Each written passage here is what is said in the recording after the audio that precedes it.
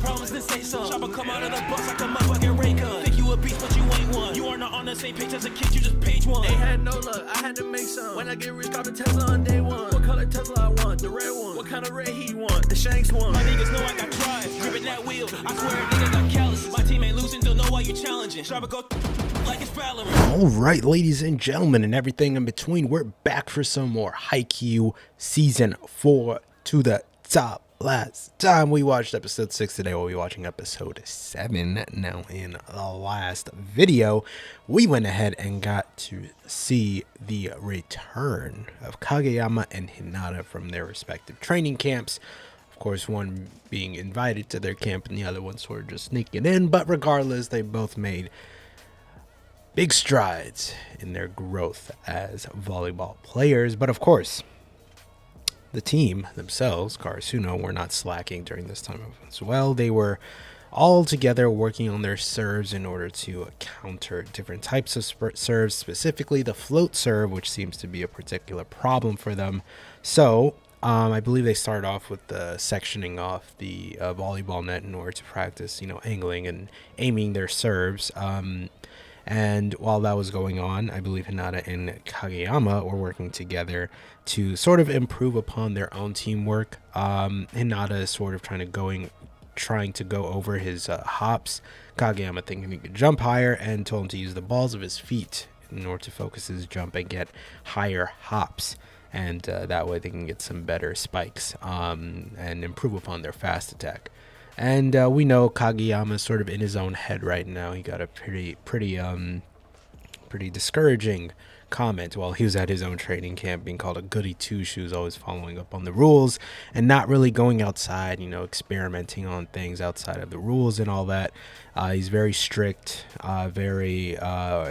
he's not, I guess it's just because he's not experimental. So that comment's still ringing in his head, so he's wondering how he can sort of grow past that and figure out how he can improve himself beyond just being, being in his own head. But at the same time, I guess he finds some truth in that comment. That's the only reason why it's still ringing in his head. So he wants to find a way to not be a goody two-shoes. But the way I interpret that is just that he's not really too experimental. He's not too, he doesn't think outside the box too much. So we'll have to see where he goes from there. But with the last episode, we also got to get back into some more matches, specifically against Date Tech, which is a pretty fearsome foe, to say the least. Of course, they got some monsters. They got the Iron Wall, and the Iron Wall has only gotten stronger with their new technique of bunching together and blocking any attacks that come their way. Basically fortifying their Iron Wall and making it even harder to get through their defenses. Last we saw, Karasuno was struggling greatly to get through this Iron Wall. Although they are a bit slower in reacting to fast attacks, it's still pretty tough for them to get around the wall because they're all bunched up together and they're able to get into the same spot pretty quickly. So we'll have to see how they're able to counteract that. I believe we ended with Kageyama yelling at Nishinoya about being in the way. So we'll have to see where that goes. He's like, well, who do you think you are now talking to me like this? You think you all that in a bag of chips? So you better back up, buddy. You don't know who you're speaking to. But without any further ado, let's get into episode 7 here. Full reaction links always in the description. You know the drill. Let us go. Episode 7. Date Tech Karasuno 10-7 set 1. Futokuchi. Ooh, the tap. Nishinoya. Rolling Thunder. Nice.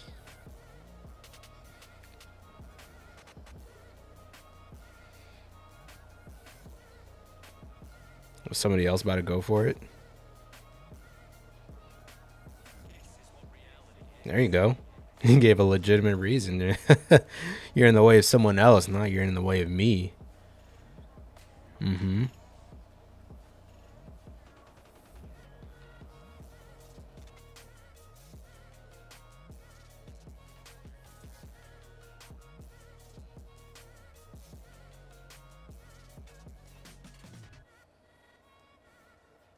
He doesn't want to be a goody two-shoes anymore. He's going to do whatever he wants.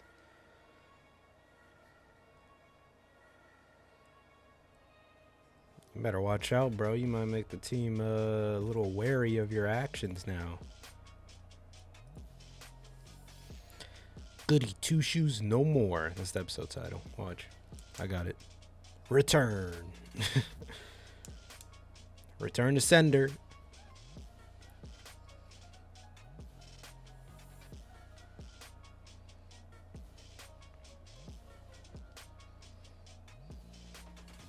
Who are you? Who invited y'all, though? Y'all better get out. Right. Oh, we're pulling up to a whole other school. They brought a banner too? Y'all extra. Y'all too extra, right?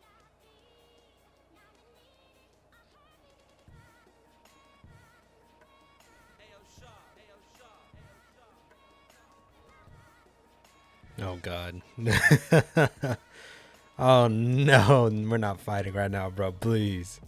Don't do this right now. He said, did the king miss his nap?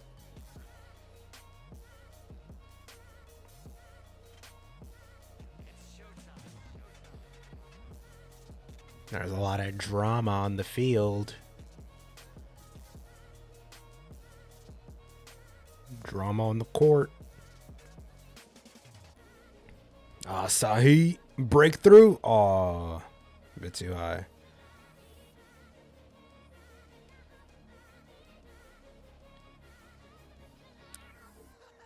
Don't do that, bro. He's already sad about it. Oh my God. This is too much now, bro. I know you don't want to be a goody two-shoes, but you can't just snap on your teammates like this. He said, it was a good toss. I'm sorry. Then make the damn point. Like, chill. Who are you? Asahi will beat your ass. Asahi over here, the gentle giant. You can't be yelling at him like that, bro. That's my boy. Oh, God. He's about to snap at him. Oh, no. Here we go.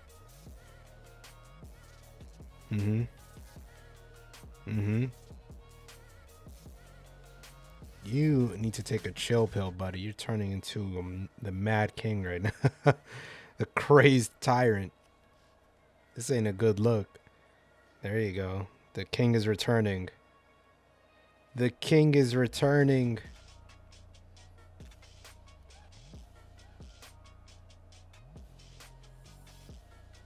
They brought it out of him, calling him a goody two-shoes. He needs to go back to the wicked ruler that he once was. I'll do this right now, Hinata.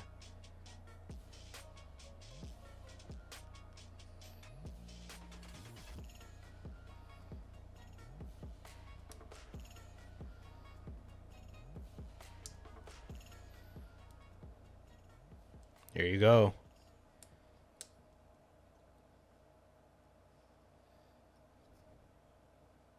Oh. What a miss.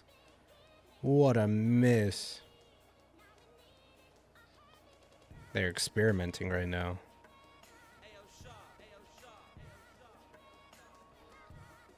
Jump higher. Get taller. Oh. Bro, you gotta chill, dog. I'm not gonna stoop down to your level. You better get up here, bro. The king. He's putting on his crown. Is that a dog right there? What? My boy Kageyama back. King of the court. Look at him. Crown on his head. Don't be afraid to be the king, buddy. There you go. Smile a bit. Say what you get. What you get. You just gotta get all that crap off your chest, bro. Talk your talk. Talk your talk, then walk your walk. If you can walk the walk, then talk the talk. That's all good. That's fine.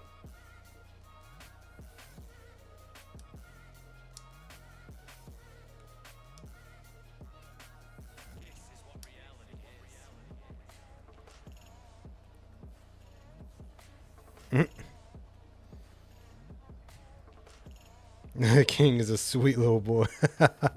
Silky, he's just egging him on at this point. He was right.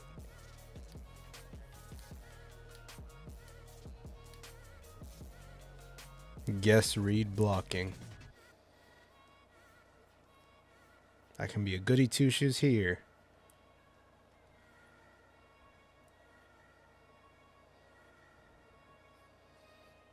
No, he's saying that's some growth in you. You're a lot more observant now after that camp. Yeah, exactly. He's really watching now. Ooh. You broke one of their fingers, bro. Oh. You're getting sloppy.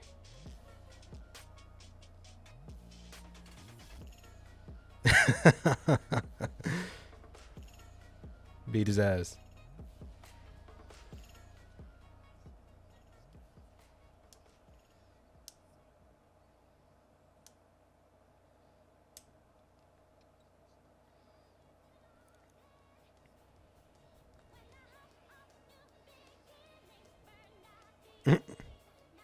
Nonchalantly.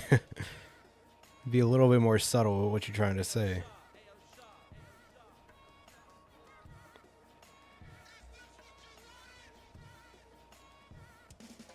Nonchalantly, teammates' conditions tell me out. You needn't spoil me.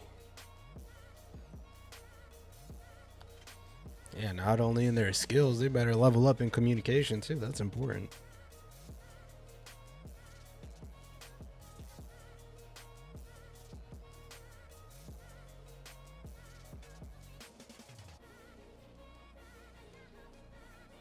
It's cool how past opponents can sort of come back later better.